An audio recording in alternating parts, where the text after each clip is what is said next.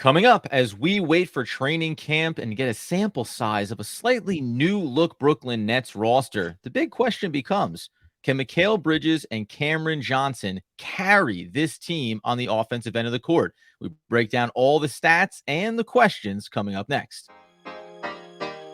You are Locked On Nets, your daily Brooklyn Nets podcast. Part of the Locked On Podcast Network, your team every day.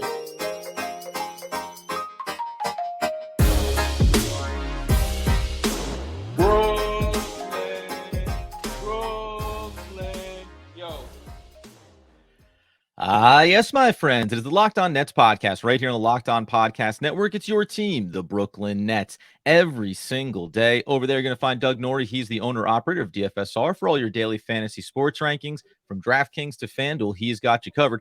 I'm Adam Arbright, breaking down the New York Football Giants on the One Giant podcast. My boy, Andy Mack. We thank you for making us your first listen of the day and let you know today's episode is brought to you by Prize Picks. First-time users can receive a 100% instant deposit match up to $100 with promo code Locked On. That's prizepicks.com, promo code Locked On. And Doug, for all the speculation about what could be for the Brooklyn Nets, what is Mikal Bridges and Cameron Johnson being the focal centerpieces of this roster going to the upcoming season. And it did get you and me thinking about, is that good enough with the supporting cast that they currently have? Can this be an offensive team that can win games consistently, that can outscore other teams? And before we get into all the details, it's just right off the top, what is your assertion about this offense, Doug?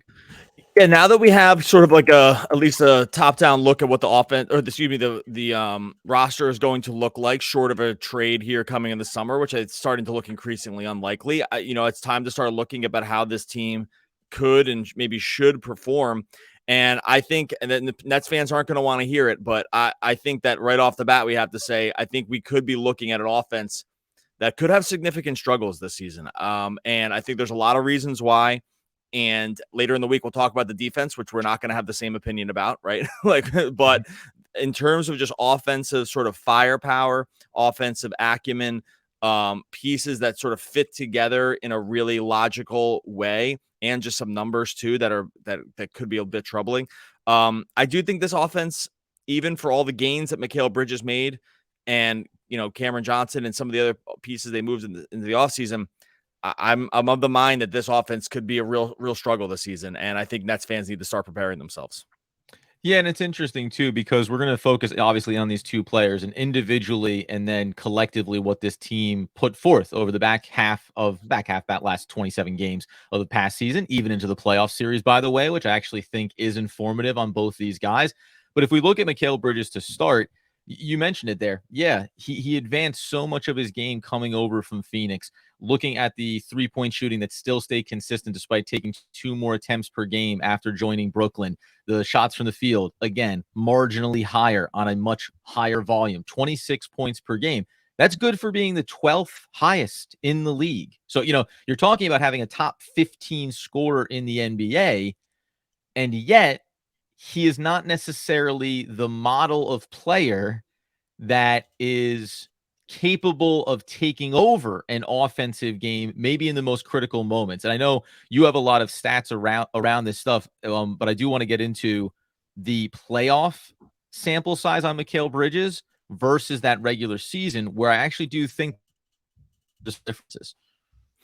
Yeah, look, we love Mikal Bridges, and I think he's one of the best contracts there is in basketball. He was an absolute steal, figuring they got him in the draft, or got him in the trade with KD, and to bring him and Cameron Johnson at the same time, the Nets, at worst, like, you tied the trade, right? I think that's as best, and plus all the draft picks, that's as good as you can hope to do at the deadline with a guy who's demanding a trade to like one team, right? So This is like not anti-Mikal Bridges under any circumstances, right? The guy made an absolute leap. There's a reason he is the favorite right now for most improved player going into this season.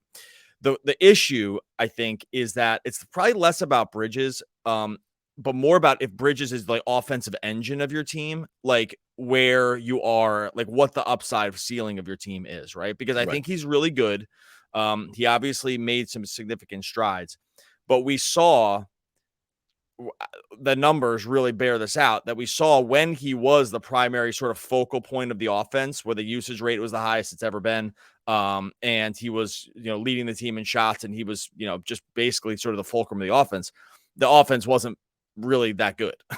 Right. And I know they have another season of cohesion, and there's, this is, there's the makeup of the team is slightly different here, but Bridges is just, it's just like, and maybe you want to say to yourself, hey, Bridges is good, but like the rest of it's not as good, is not good enough. I can hear that case too. And maybe less about Bridges and more about supporting cast, but like the numbers just bear it out. Like the negative net rating when in the playoff was a real struggle. I sometimes tend to not want to like see that as like the be all end all of like what their, ultimate thing is doing, because there's one team and everything else. Right. But I don't know, like in terms of just overall sort of abilities and overall the way he plays his game, he's an awesome piece. I think he probably works more as a complementary piece in like a really, really good team and good offense. But when the ask is to have him be like your most important player on offense, I do think there's probably limited upside on what the team can be. Yeah, it's funny too, because I think it's important to keep hammering this. Love Mikal Bridges, and you mentioned it there about. Part of me looks at it as it's everything else around him, right? If you put Mikal Bridges and just think about any number of top 30 players around the league, and you put one or two of those guys, another top 50 player in there with them, well, all of a sudden everything opens up for Mikal Bridges in a different way. And I do think, whether it's the Dennis Smith Juniors of the world or the Lonnie Walkers, like they've retweaked the supporting cast in a way that I think you hope starts to balance the offense more, where Mikal Bridges' opportunities look a little bit cleaner. You mentioned specifically about, so there's two things that I thought were interesting. The first one is the playoff performance. Now, again, we even said then that by the time he got to the playoffs and as that series wore on, I think everybody, right, lost a little bit of their legs. He still shot Mikal 40% from beyond the arc, at six attempts per game, and was still a 23, 24-point scorer. However, it just did not look like someone who could take the ball as currently constructed and go and get you a bucket every time down the court. And more specifically, because we're going to do this with Cameron Johnson coming up here too. More specifically, this is for the season overall. I thought it was worth noting. Mikal Bridges is a minus 2.1 in clutch moments, shooting 22% from the field, 20% from beyond the arc.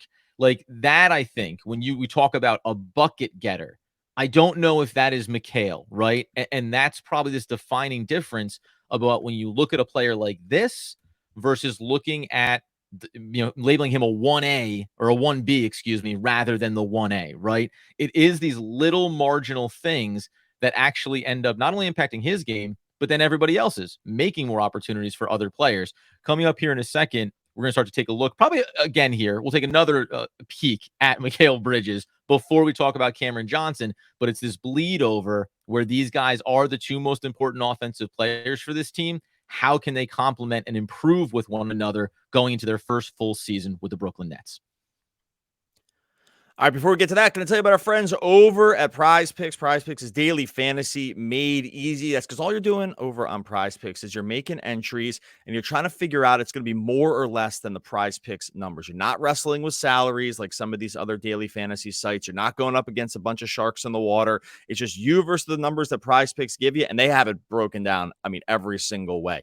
You can even get in an NBA now, right? If you go over to Prize Picks right now, or in the middle of July, you can go over if you think, Victor Wembanyama is more or less than 18.5 points per game this season. They got Scoot Henderson stuff up there. They got Jokic stuff. No net stuff up there. That's okay. Our friends at Prize Picks are going to eventually sort this out. But they got NBA stuff. Obviously, MLB, PGA rolling through the summer. Forget about it when football comes around. It's all there for you over on Prize Picks. You pick 2 to 6 players. You figure out if they're going to score more or less than their Prize Picks projection, and you can win up to 25 times your money. Download the Prize Picks app or go to prizepicks.com to sign up to play daily fantasy sports. First-time users can receive a 100% instant deposit match up to $100 with the promo code LOCKED ON. If you deposit 100, Prize Picks will give you 100. If you deposit 50, Prize Picks will give you 50. Don't forget to enter that promo code LOCKED ON at sign up for an instant deposit match up to $100. Prize Picks is daily fantasy made easy.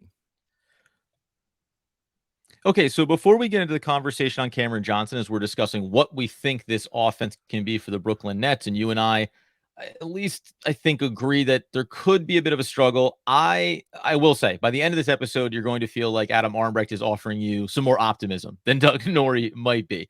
As a reminder, before we get into Cameron Johnson as well, just on those clutch on the clutch gene, and you can close out on Mikal.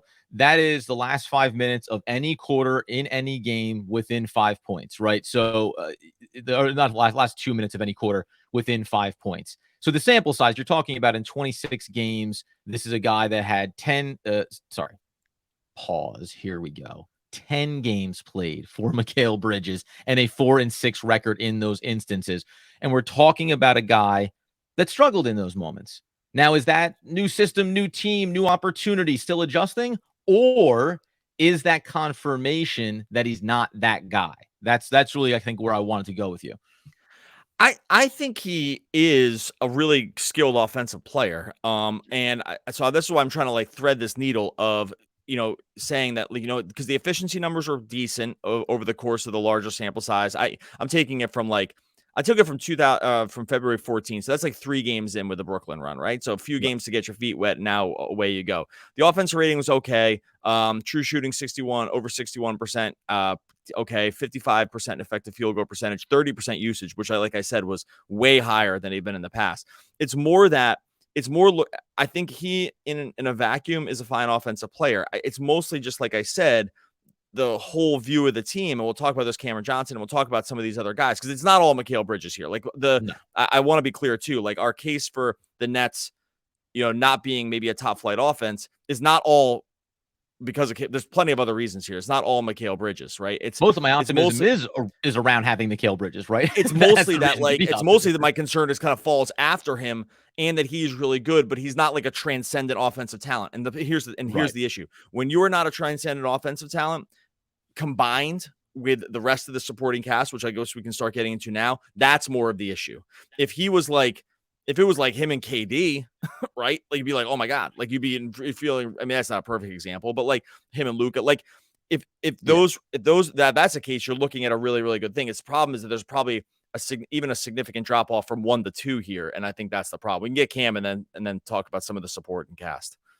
Yeah, and how about this, by the way, though, because I just did this in real time thinking about Mikal Bridges, and you see that efficiency sample size. So I went back to 2020, 2021 when he was with Phoenix, 36 games in that same clutch territory, shooting 46% from the field, shooting 40% from beyond the arc, knocking down his free throws. So just like it's the good reminder that a lot of these things, especially around Mikal, I want to chalk it up as, has the supporting cast improved itself that allows Mikal to continue to take that next step forward? And that's where we get to the 1B of this team, which is Cameron Johnson, and whether or not we think that his playoff performance, which showed you that little next level that we were hoping to see from him, can that carry over and be a consistent element going into this upcoming season?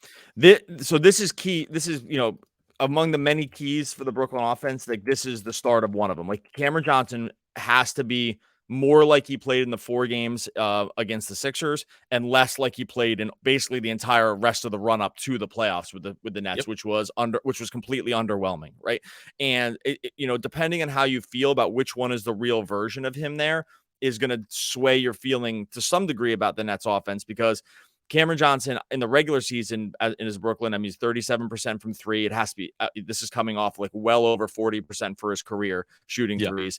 The field goal percentage, the field goal for percentage from 2s was actually up a little bit, but he was taking more shots there. That's probably a good sign for like how the offense effectively needs to run here, because he's going to need to be more than just a spot up 3-point shooter, right? Like, he shot 43% from the field, and then he shot 51% in the playoffs just overall. If he's that guy, I would start changing my tune a little bit. I don't know which sample size to trust, and when I'm not sure which sample size to trust, it's going to be a little bit more of a wait and see / the bigger one, right? Because the bigger one is the one that looks a little worse, but the overall career looks a little better. But again, like with Bridges, and that we're going to find this out, both of these guys were effectively asked to do much different things than they were asked to do in Phoenix, and that can take time as well. And so if you think that the gains that can be made from being asked to do different things, to like not being on a team with Chris Paul and Devin Booker and DeAndre Ayton, and now sort of leading an offense, if the efficiency can stay in the best versions of these guys' selves, then you do have to give them a bit of a bump up, right? Mm-hmm. But it's a big ask. These are just different than these guys have played for their whole careers. And I think I would trust Bridges to be able to carry it over more than Johnson at this point. But, that could end up looking foolish. That's interesting too, because in real time, my other thought is when you look at the playoffs and he bumps the percentages are all better and he ends up scoring a couple more points per game, 18.5 in those 4 games. But I did think about how much of that is the byproduct of if you're, the 76ers, you're saying, yeah, Cameron Johnson, you can get yours, right? Which I think is the other factor with Cam Johnson and him needing to take that step forward is alleviating the pressure, the focus, the singular identification as, well, if we take Mikal Bridges out of the game, supporting cast come beat us, right? And that's different than when it was the Kevin Durant-led Brooklyn Nets, because for any team to say, well, we'll take Kevin Durant out of the equation. Well, you can't take him out of the equation, right? He can beat your double teams. He can shoot over anybody, all of those things. If you start to make it where Cameron Johnson, in theory, 30% of the time, 35% of the games needs to be able to take over for big stretches when the opposition tries to mitigate Mikal Bridges. That's my, not honestly problem, but that is my curiosity, because we talked about this too. I think that Cameron Johnson does have another element to his game. You talked about the different things that he had to do. If he can do a little more off the dribble work, if he can go at the basket a little bit more, that does make me look at him as being a more complete player, not a one-to-one, but we always talked about how you try to take out Joe Harris from the equation and you put in a player like Cameron Johnson. You go, yeah, a little more athletic, better on ball, better off the dribble, right? Like all of those things get elevated in a positive way. But what's the threshold? Because in my mind, I'll say my optimism is that Cameron Johnson is going to be a 20-point scorer this season. And be as, 50% from the field as it was in the playoffs, but it's got to be better than it was over those 27 games. If he's not a 20-point scorer as currently constructed, this offense immediately starts. You can just look and say, we're going to have struggles. There's going to be a lot of nights where it's going to be a struggle. If we look at Cameron Johnson and he's a 15, 16-point scorer, it's not going to be enough as they're currently constructed. Oh yeah, you're in big trouble probably. He makes too much money now to not be like a pretty efficient scorer. Like that's just the case. Yeah, look, when you get paid, and he got paid a good contract this summer, and the contract's fine. Like it ends up being right in the zone that people thought.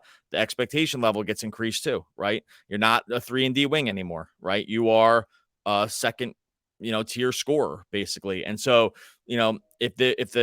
if he's not going to be in those numbers, you can probably say right now, because again, we'll get to the supporting cast here after these two guys. Like if those aren't going to be the numbers, then the Nets are really, really in a trouble. And I'll tell you right now, if those are the numbers, then I can tell you definitively that the Nets are in a big time trouble with their offense, because after these two guys, it drops off.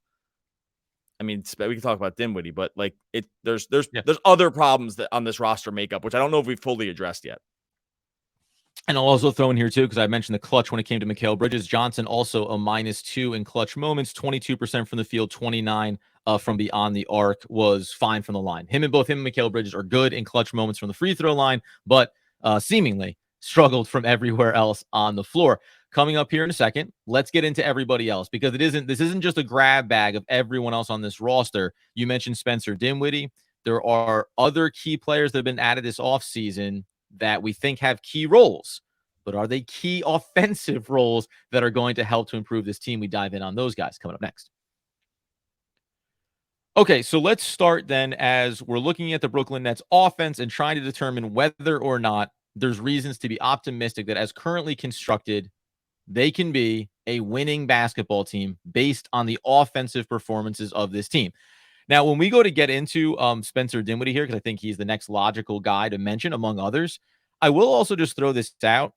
I went and looked at Bridges, Johnson, Dinwiddie, and Claxton, because that's your core four, right? And I also took Claxton out of the lineup because he can impact things both positively and negatively on each end of the floor. The four of them together over 416 minutes, 116 offensive, 109 defensive. Without Claxton on the floor, 546 minutes, 118 offense, 110 defense.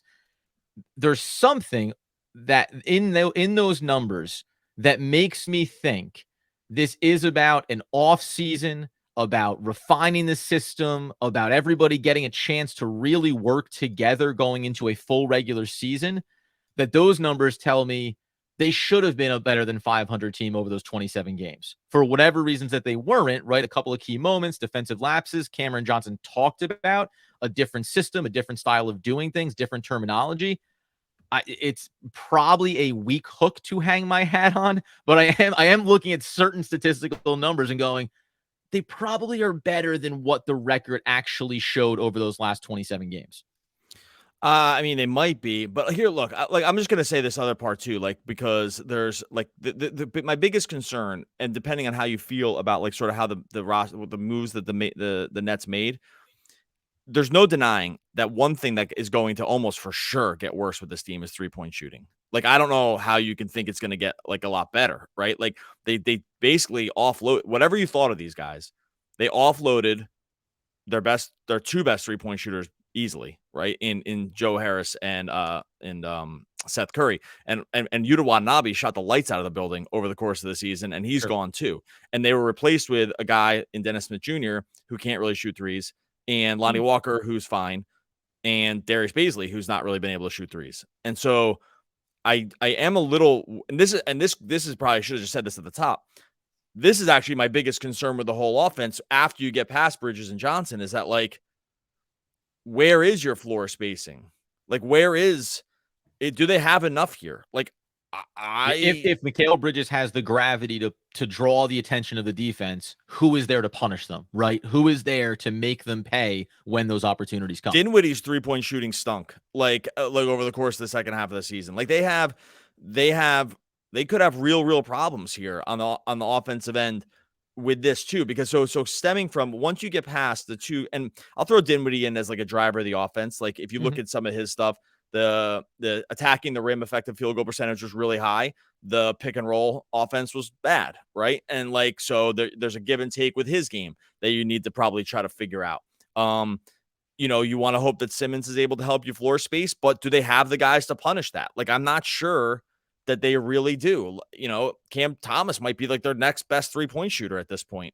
And is he really going to play? Like, does that make sense? Like these concerns past the individual guys, like Bridges, Cam Johnson, as a collective, my biggest overall concern about this team's like offensive ceiling, besides just like who the personnel are at the top, is like, do they have enough shooting? I could say that they probably just don't. I don't know where you think it's coming from. It's like they offloaded their best guys. Yeah, those guys had other problems, but they all hit threes and like among the best in the league, and they're not there anymore. And later in this week, we have a lot of great shows lined up, and one of which is going to be looking at the defensive side of things. And I think that that's going to create this balanced perspective, right, about what you think they can achieve. Now, there's no denying that 3 points is worth more than 2. And if you don't have more 3-point shooters, you're going to struggle. When you mention a guy, I'll try to go with the positive side of this, or the optimistic side, I should say. When you mention a guy like Spencer Dinwiddie, we talked about this when they brought in Dennis Smith Jr. It's, hey, you brought in another pure table setter, offensive guy that can run the point for you. And in some ways, my optimism is also around getting the guys into their proper roles, like getting them into the right lanes.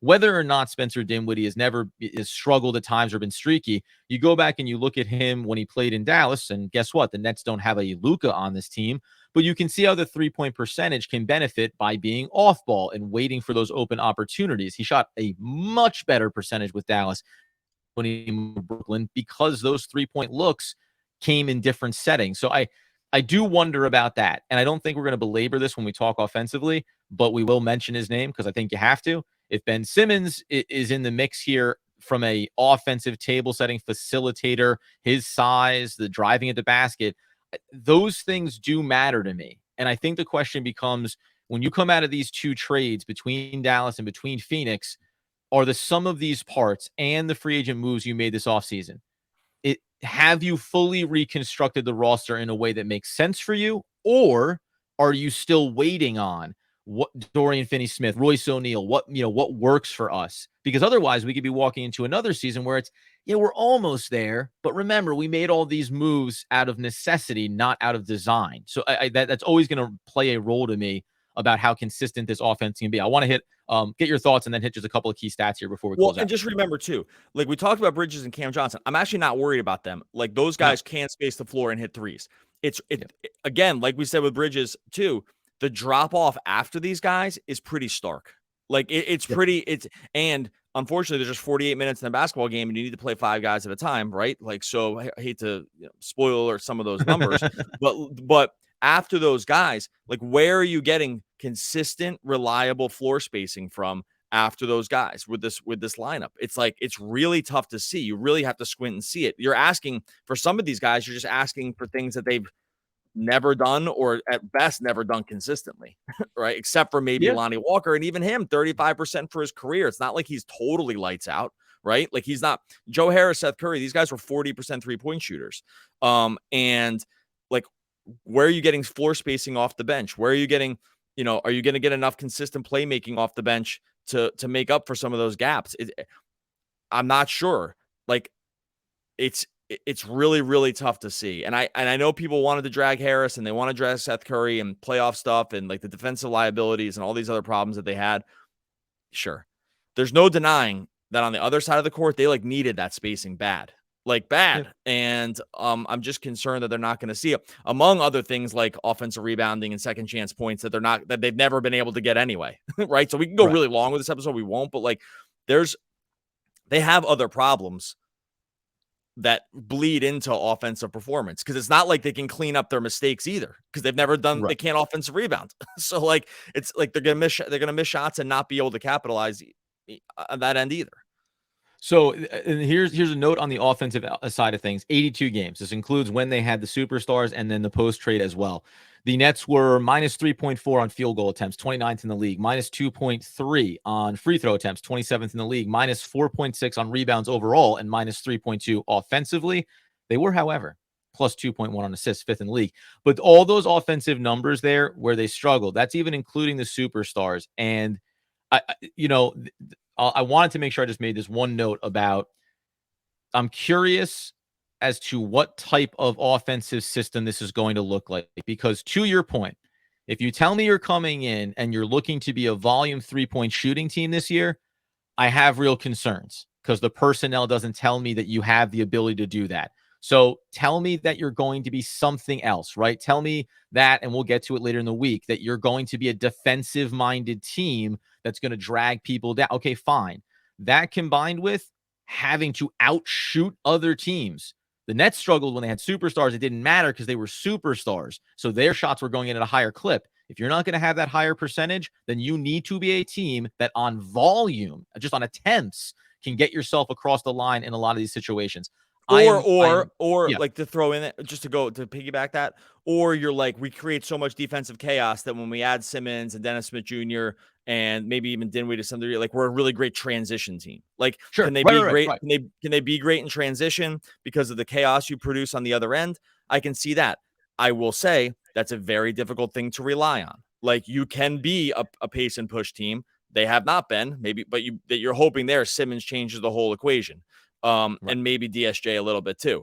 But and you can only work in transition when there's misses. There's no transition game on made buckets, right? Or steals. I mean, like, I'm saying like, or steals or live ball situations. Like, so, but again, that's a hard thing to rely on. I think, from a reliability standpoint, 3-point shooting is pretty sticky over the course of a season, right? Like you'll regress to that mean much faster, I think, than you will to like transition baskets, just because it's just a more reliable stat. It requires like a few less things to happen. And so, yeah, I think overall, just to like put a pin in this maybe for me, and then you can close it out. But I want to just, from my point of view, it looks like this. It's like, I like that Bridges and Cam Johnson are on this team. I think it's going to be an interesting thing to unfold. This, for me, I have real concerns over the offense, just the offensive makeup of who they have here, even though I liked each individual move on its own, right? Like, I like the Dennis Smith Jr. signing. I like the Lonnie Walker signing. I liked getting off Harris's contract. I like not re-signing Curry. I like finally getting off Patty Mills. Each one of those moves, great. Would do them again, no problem. But now that it's done, and we're looking at these 14 guys or whatever, when you look at it, it's like, oh, there's some major gaps here. And those gaps could make it for at times tough to watch basketball. Yeah, for sure. And I think overall, I am always the optimistic version of looking at things. I don't mean between you or me. I mean, in general, I always want to look at guys and say, Cameron Johnson improved. Mikal Bridges showed us these things. And to your point, Dennis Smith Jr. and Lonnie Walker, well, they improve the backcourt. They improve an area of the game that needed to be improved. They've gotten worse in other areas, more deficient in other areas. But what that all adds up to is still the TBD. And I hopefully what gets proven here is like the unknown ends up being a positive, right? As opposed to the unknown is maybe closer to what numbers and a lot of this stuff could indicate of like, we're going to be a struggle here, right? So we'll have to wait and see on the offensive side of the ball, and still remaining some of these X factors, as we mentioned, Ben Simmons, and then whether or not Cam Thomas ever exists as a Brooklyn Net, I think are two things that do have a high impact point for this team.